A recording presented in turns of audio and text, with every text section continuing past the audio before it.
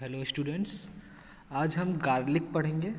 Pharmacognosy में आज हम गार्लिक पढ़ेंगे। गार्लिक जो होती है ये किस कैटेगरी की तरह है, तो ये जो होती है मिससेलेनियस के अंदर आती है। तो आज हम इसमें डिस्कस करेंगे इसके सिनोनिम्स क्या होते हैं, समान शब्द क्या होते हैं इसके, बायोलॉजिकल सोर्स इसका पढ़ेंगे, occurrence and distribution, organoleptic evaluation, chemical constituents, कौन कौन से केमिकल इसमें मौजूद होते हैं, थेराप्यूटिक एफिकेसी, गार्लिक के यूज़ कहाँ कहाँ होते हैं, ये चीज़ें आज हम इसमें डिस्कस करेंगे। तो सबसे पहले हम ये जान लेते हैं कि गार्लिक जो होता है, गार्लिक को हिंदी में लहसुन कहा जाता है। ठीक, तो इसके सिनोनिम्स क्या होते हैं, इसके समान शब्द क्या हो सकते हैं। तो सबसे पहले तो गार्लिक जो होता है, the synonyms of garlic is, first होता है हमारा लहसुन, दूसरा होता है रसुन। ठीक, तो पहला हम बोल सकते हैं लहसुन बोल सकते हैं इसको, और रसुन, ये दो सिनोनिम्स, दो समान शब्द होते हैं इसमें। उसके बाद बायोलॉजिकल सोर्स की बात करते हैं कि कहाँ से हमें पाया जाता है, कहाँ से ऑब्टेन्ड होता है। तो ये जो होता है गार्लिक जो होता है इस बल्ब्स ऑफ प्लांट नेम है इसका एलियम सेटाइवम लिन, फैमिली लिलिएसी। तो ये जो होता है गार्लिक जो होता है ये बल्ब्स के फॉर्म में होता है, बल्ब्स की तरह होता है। ठीक, और ये जो इसका प्लांट नेम जो होता है, बोटानिकल नेम जो होता है इसका, वो होता है एलियम सेटाइवम लिन। फैमिली की बात करते हैं तो किस गार्लिक जो होता है किस फैमिली से बिलोंग करता है, तो ये फैमिली जो इसकी होती है वो होती है लिलिएसी। फैमिली जिसकी होती है वो होती है लिलिएसी। उसके बाद नेक्स्ट हेडिंग है हमारी अकरेंस एंड डिस्ट्रीब्यूशन। तो अकरेंस एंड डिस्ट्रीब्यूशन में क्या होता है, garlic is ground in central Asia, southern Europe,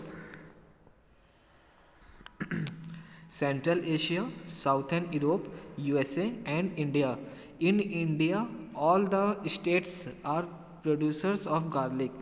तो ये क्या होता है कि गार्लिक जो होता है ये उगाया जाता है, कहाँ पे उगाया जाता है, सेंट्रल एशिया में, साउथर्न यूरोप में, USA में, यहाँ पे ये उगाया जाता है। एंड इंडिया, और इंडिया भारत में भी ये उगाया जाता है।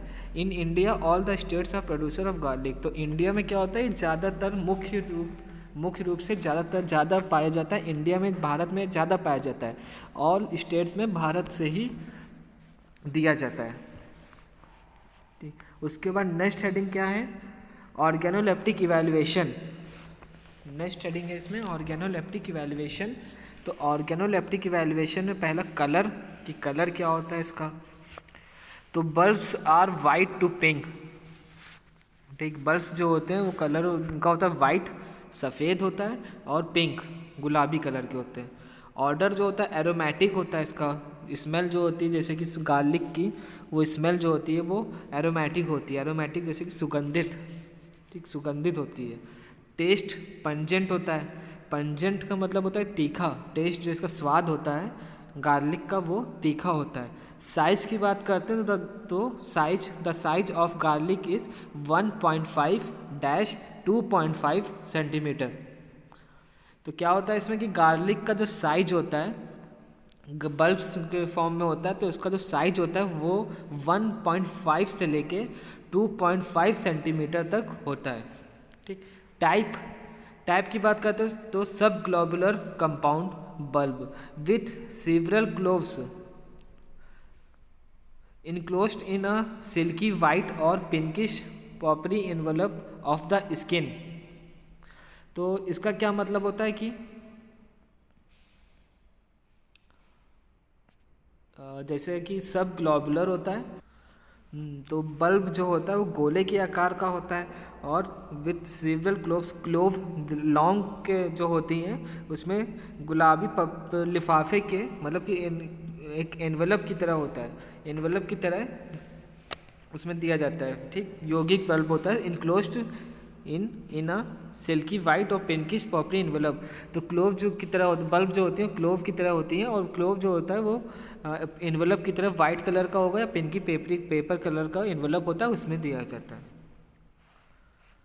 नेक्स्ट हेडिंग है केमिकल कॉन्स्टिट्यूएंट्स।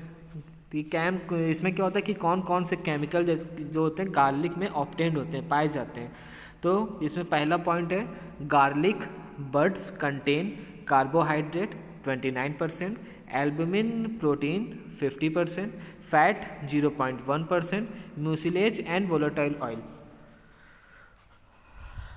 तो इसमें क्या होता है कि गार्लिक बड्स जो होती हैं उसमें कार्बोहाइड्रेट मौजूद होता है। कितना पाया जाता है कार्बोहाइड्रेट? तो 29% उसमें कार्बोहाइड्रेट प्रेजेंट होता है।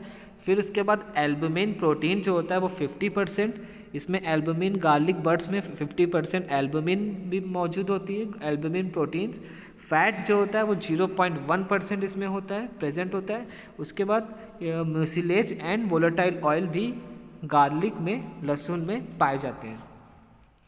तो इस पॉइंट का मतलब होता है जैसे कि गार्लिक बड्स, इस गार्लिक में carbohydrate, albumin proteins, fat, mucilage और वोलेटाइल ऑयल मौजूद प्रेजेंट होते हैं। फिर उसके बाद नेक्स्ट पॉइंट है it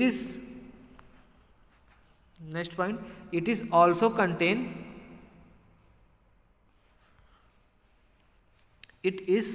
contain phosphorus, iron and copper. तो इसका क्या मतलब होता है कि इसमें फॉस्फोरस भी मौजूद होता है, आयरन और कॉपर प्रेजेंट होते हैं गार्लिक में फॉस्फोरस, आयरन, कॉपर भी पाए जाते हैं।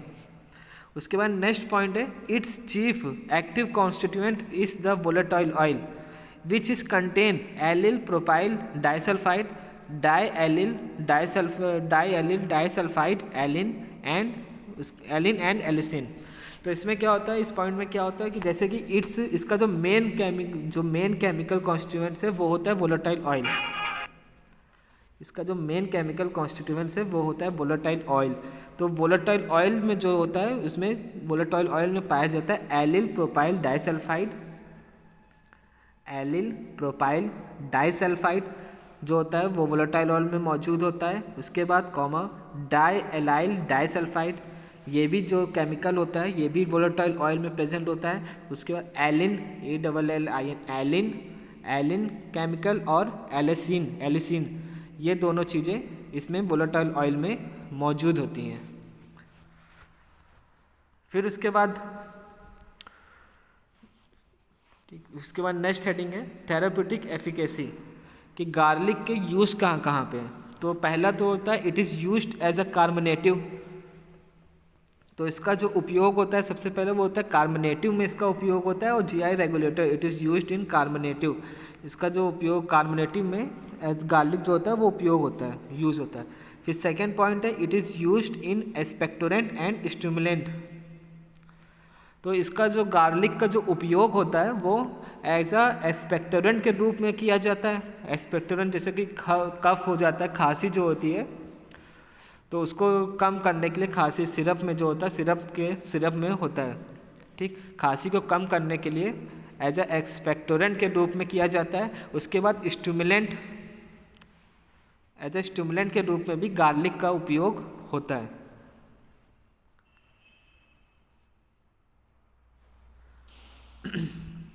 फिर उसके बाद नेक्स्ट पॉइंट है हमारा एलिसिन हैज़ एंटीबैक्टीरियल प्रॉपर्टीज़।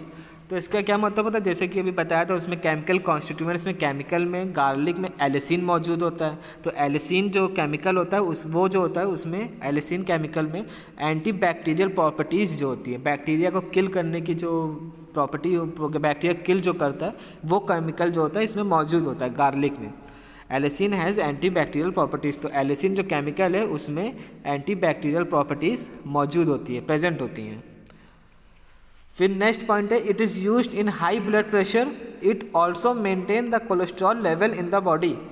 तो ये क्या होता है कि ये जो होता है जैसे हाई ब्लड प्रेशर होता है, बीपी, हाई ब्लड प्रेशर जिनका होता है उसमें भी गार्लिक लहसुन का उपयोग होता है, और इट ऑल्सो ये जो होता है मेंटेन करता है कोलेस्ट्रॉल लेवल जो होता है हमारी बॉडी में, उसको भी ये मेंटेन करता है। फिर नेक्स्ट पॉइंट है प्रिवेंट हार्ट डिजीज़। ये जो होता है it is also used to prevent heart disease.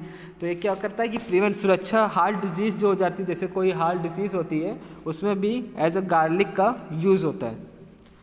फिर नेक्स्ट पॉइंट है प्रिवेंट्स एंड ट्रीट कोल्ड, जुखाम, कफ एंड कोल्ड और फ्लू, जैसे फीवर में भी यूज़ होता है, कोल्ड कफ में भी, जुखाम जो हो जाता है उसमें भी एज गार्लिक का यूज़ होता है। फिर it is use to treat insect bites. Insect bites क्या होता है, जैसे कि कीड़े जो काट लेते हैं, उसमें भी लहसुन के पेस्ट का जो उपयोग होता है। जैसे कि किसी ने कीड़े ने काट लिया तो उस पर लहसुन जो होता है उस पर भी लगाया जाता है। फिर नेक्स्ट पॉइंट है, it is used in skin problem, जैसे कि ईचिंग हो गया, फंगल इन्फेक्शन में ये यूज़ होता है। गार्लिक जो होता है एज अ फंगल इन्फेक्शन में स्किन के टॉपिकल सरफेस पे लगाया जाता है, एज अ यूज्ड होता है उस पर भी। फिर नेक्स्ट पॉइंट है, it is used to relieve stress and fatigue. तो ये क्या होता है कि ये जो होता है गार्लिक जो होता है ये रिलीफ देता है स्ट्रेस, टेंशन जो होती है उससे भी आराम, टेंशन हो गया और थकान जो महसूस होती है फैटिग्यू, उसमें भी ये यूज्ड होता है, उपयोग किया जाता है। ठीक, उसके बाद इट इज़ जो क्या स्ट्रेस एंड फैटिग्यू मतलब थकान जो होती है उसमें भी इसका गार्लिक का उपयोग होता है, और स्ट्रेस टेंशन लेना किसी चीज़ उसमें भी होता है।